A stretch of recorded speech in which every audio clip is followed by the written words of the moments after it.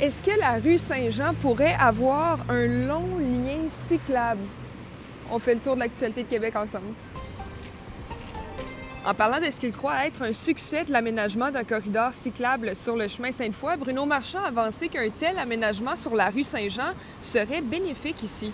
Moi, je pense que pour le type de commerce qu'il y a sur Saint-Jean, c'est bon pour une très grande majorité de commerces. Bon, un lien cyclable ici sur la rue Saint-Jean, bien, ce n'est pas fait, mais tout de même, l'administration Marchand est toujours déterminée à relier l'Université Laval jusqu'à la place Diouville d'ici 2026. Maintenant, des nouvelles mesures de sécurité mises en place au Palais de justice de Québec ont permis de récolter quelques objets potentiellement dangereux, Colin. Ça n'aura pas pris beaucoup de temps, Alexandre. On a installé le 29 octobre une arche de sécurité à l'entrée du Palais de justice de Québec, c'est-à-dire des détecteurs de métaux. Une section, on fait la fouille des gens.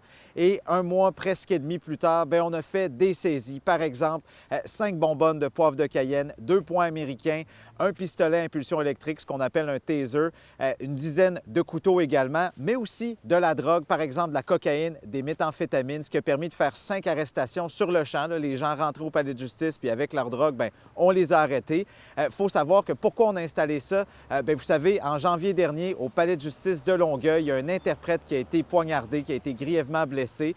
Et là, on a décidé du côté de Québec de faire installer ce genre de dispositif de sécurité dans bien des palais de justice. Ça va coûter presque 8 millions. Et là, il y en a à Laval, à Longueuil, à Joliette, à Québec. Mais d'ici l'automne prochain, il y en aura d'autres. Et bien, c'était demandé aussi par l'Association des procureurs aux poursuites criminelles et pénales, l'espèce de syndicat des procureurs de la Couronne. On voulait ça pour des questions de sécurité. Et on voit finalement bien, que ça fonctionne. Et je termine en vous mentionnant qu'il y a du monde au marché de Noël allemand de Québec cette année.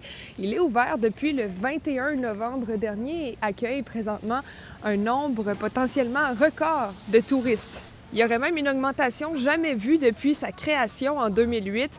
Pour la dernière fin de semaine de novembre, on enregistre un taux d'occupation dans les hôtels de 85 % dans le Vieux-Québec et 70 % en périphérie. C'est inhabituel pour cette période de l'année. Alors dépêchez-vous si vous voulez en profiter. Il reste 10 jours. Ça ferme le 23 décembre. Bon week-end tout le monde!